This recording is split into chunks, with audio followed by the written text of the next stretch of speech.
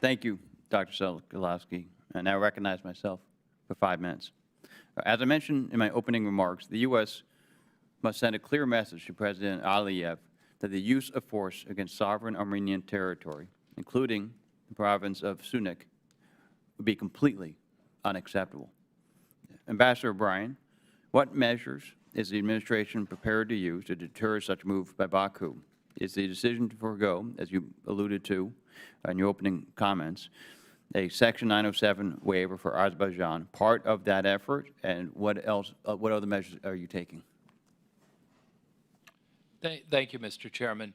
So we have signaled repeatedly, Ambassador Power, communications from the Secretary, every high-level contact we've had, that the use of force inside Armenia is completely unacceptable.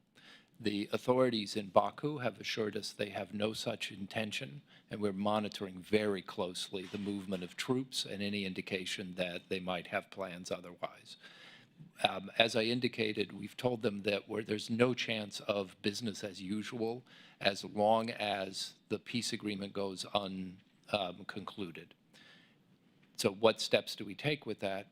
It's two things. One is we have canceled a number of senior-level engagements.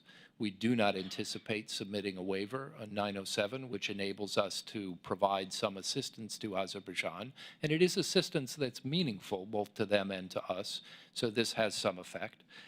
And we are noting that the possibility of building a transit corridor hinges on the conclusion of a peace agreement and an agreement with Armenia on working consensually to develop that. So we're putting forth all the elements that we see as important in the relationship in order to see whether we can get a peace agreement concluded now. Okay. Thank you. Ambassador O'Brien, in your written testimony, you said that the State Department is supporting efforts to interview those who fled Nagorno-Karabakh to learn more about what they experienced. What has the State Department learned from these interviews about the living conditions of ethnic Armenians and their treatment during Azerbaijan's offensive? So I don't want to get in front of the conclusions, and I want to maybe offer a little context. In my background, I began as a young State Department lawyer where I was one of the informal group at the time to investigate the activities in Bosnia where the phrase ethnic cleansing first came to international attention. This takes some time because we're dealing with a population that had been under enormous stress in the months leading up to the events of September 19th and has been through an extraordinarily difficult time. So we're just beginning to speak with the residents, and it's not just us. We're also, there are other groups that are actively involved. We want to be sure that we're not re-interviewing the same people in a way that it causes them further trauma. So this coordinating effort's taken some time. What we're learning is there was a period of a condition of fear due to the closure of the Lachin corridor in the run-up. That's no surprise to anyone. And so that when Azeri authorities came in forcibly on September 19th, it caused the residents to want to leave.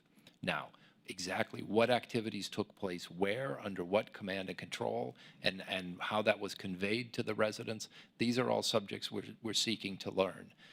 And again, it's not just government officials doing this. We know there has been a report published by Human Rights Watch. The International Crisis Group is publishing results of its interviews. We also anticipate that the Helsinki committees from Norway and Poland will have their own independent reviews. All of those things will coordinate or we will bring together in a report that we think will give us a true picture. But it does take some time as we deal with a population that is still itself analyzing what has happened to it.